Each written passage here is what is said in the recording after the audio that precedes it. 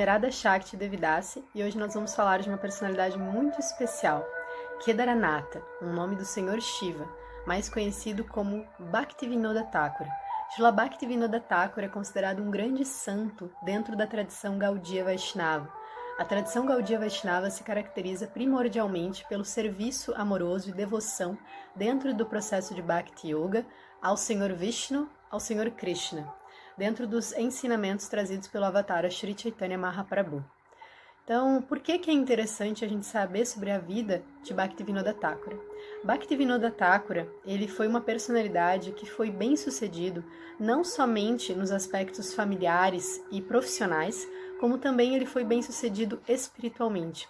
Ele abandonou o corpo com uma consciência muito elevada, com uma sanidade mental muito grande.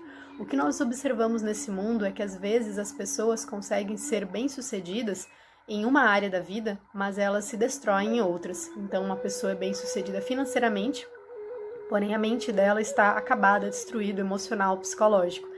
Então, Bhaktivinoda Thakura é uma pessoa assim que é o conceito completo do que é uma pessoa de sucesso. Sem esquecer que para termos sucesso verdadeiro precisamos do aspecto espiritual também, e não só resumir o sucesso ao aspecto material como a nossa sociedade tem feito.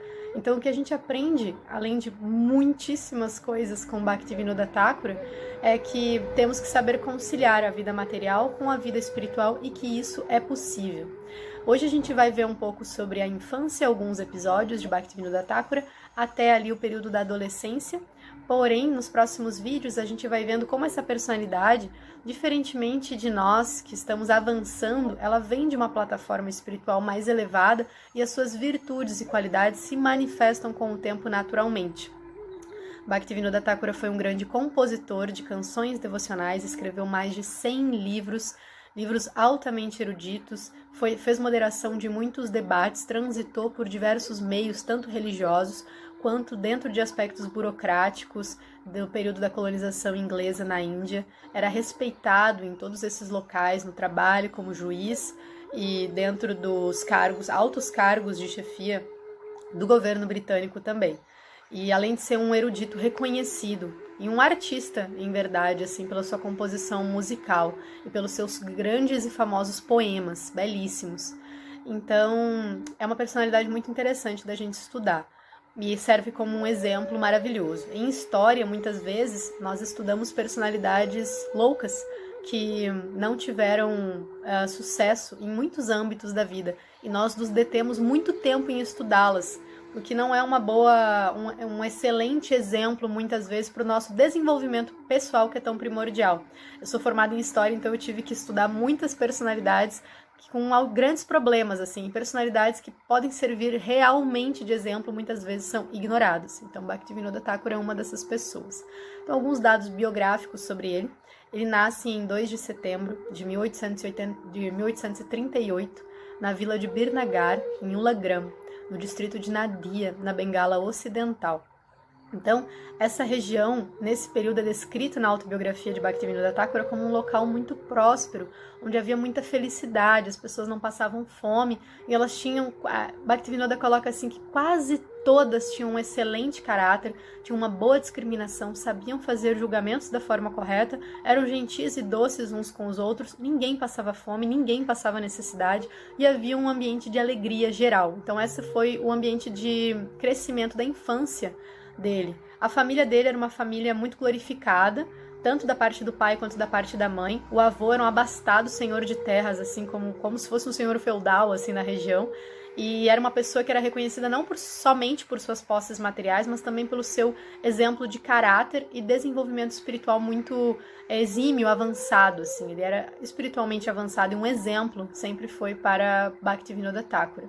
Então ele nasce nessa família que é considerada assim, um berço de ouro, propícia para que ele possa desenvolver, na realidade manifestar as qualidades e virtudes que ele já trazia. Isso acontece normalmente com grandes almas, né? Ou eles nascem em famílias, como Krishna explica na Bhagavad Gita, de brahmanas, ou eles nascem em famílias de grandes aristocratas. Então, Bhaktivinoda Thakura vem dentro deste contexto.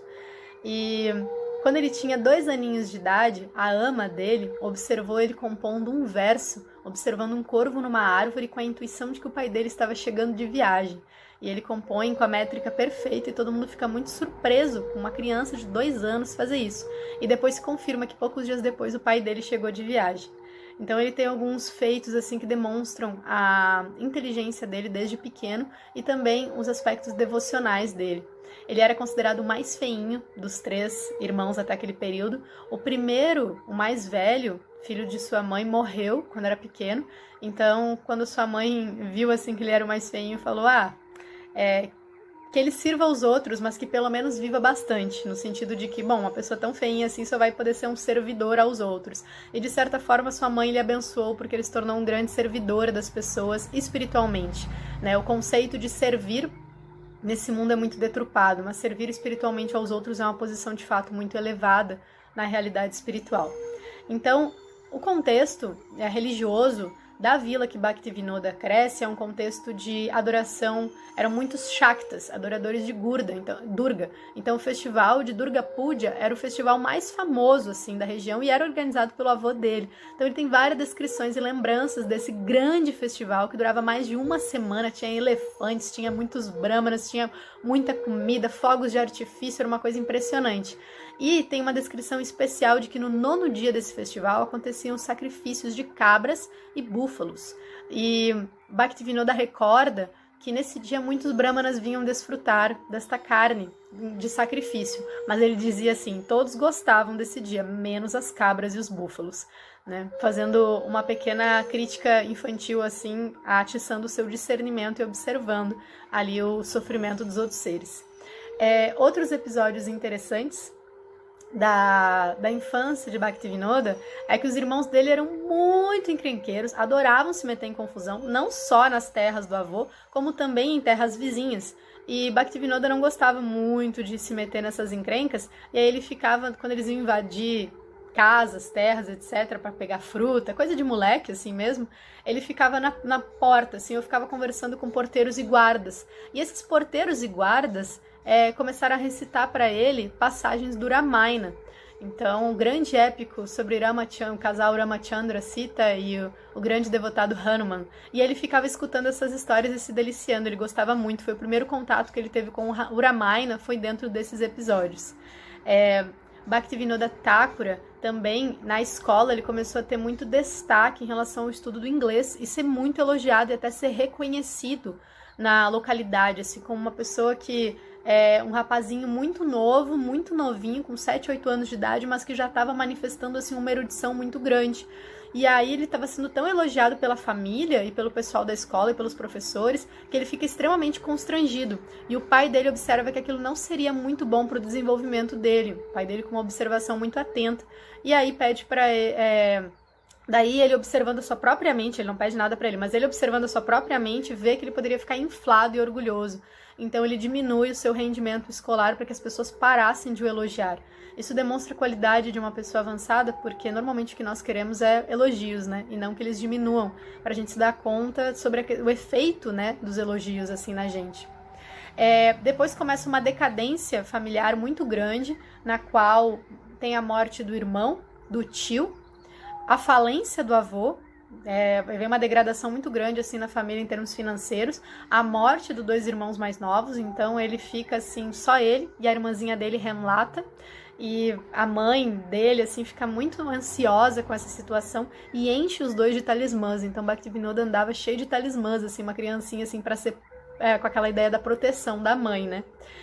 Mas ele adorava pujas e recitações, adorava escutar, né? Ele adorava quando haviam recitações dos Shastras assim, devocionais, uma qualidade já de infância que ele demonstrava.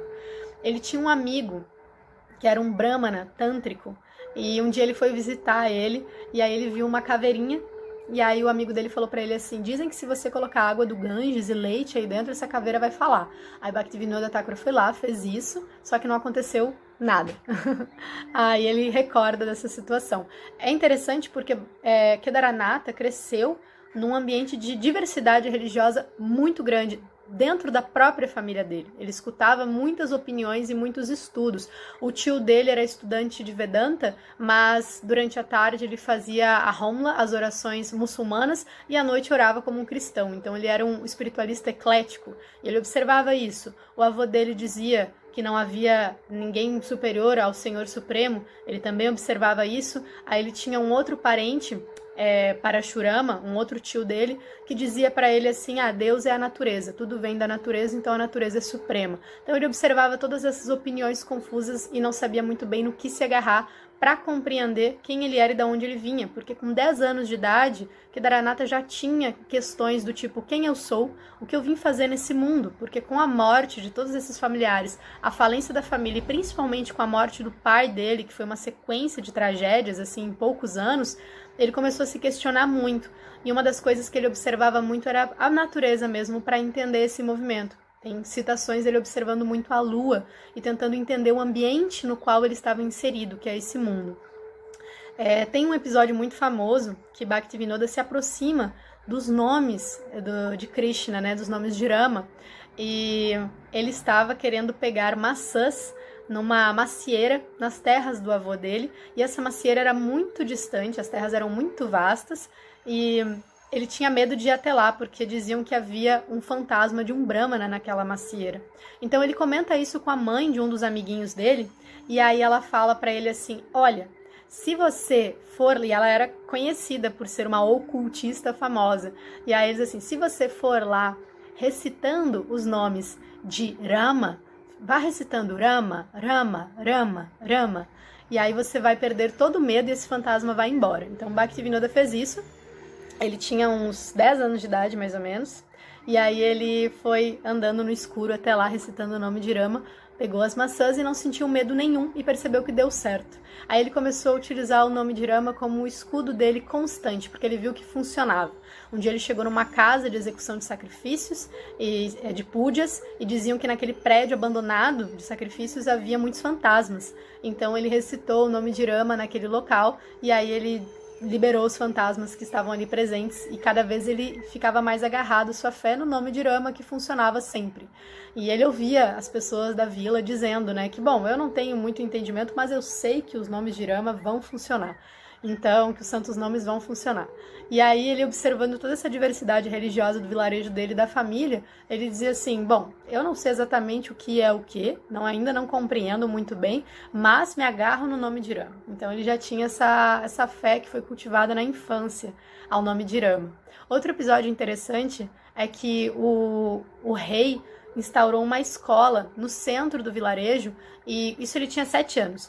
E Kedaranatha foi estudar nessa escola, e ele passava de segunda a sexta, né, durante a semana, no caso, nessa escola, e no final de semana ele voltava para casa do avô, com os pais. Quando ele passava durante a semana lá, o vizinho, que era um produtor de óleo, ele estava para abandonar o corpo. Então ele começou a organizar todos os dias recitações do Mahabharata. E aí, Kedaranatha ia fazer a escuta dessas recitações. E ele começou a ter contato, primeiro com o Ramayana e depois com o Mahabharata. E o personagem mais querido dele, que ele gostava muito de escutar a história sobre, era Bhima, um dos Pandavas. Então, esses são alguns episódios da infância de Bhaktivinoda Thakura. Ele teve um arranjo de noivado e casamento com 12 anos de idade, com uma menininha de 5 anos, o que era comum na Índia, não era um casamento, mas era um contrato de noivado, né? As duas famílias poderiam se beneficiar com aquilo, e eles tinham do mesmo extrato social, os mapas astrológicos eram lidos para verificar se havia compatibilidade, e o casamento seria feito depois, quando eles já tivessem estudado, etc. O que também trazia uma segurança para aquele adolescente, para aquele jovem que ia se desenvolver, sabendo que ele já estava comprometido com alguém. De fato, posteriormente, Bhaktivinoda se casa com essa menina, né? Tem um filho com ela, tudo, eles vivem juntos. E é bem interessante como deu certo, né, nesse caso, dentro daquele contexto específico. Com a morte do seu avô, a falência total da família, eles não tinham dinheiro para o básico, e eles passam muitas dificuldades nesse sentido.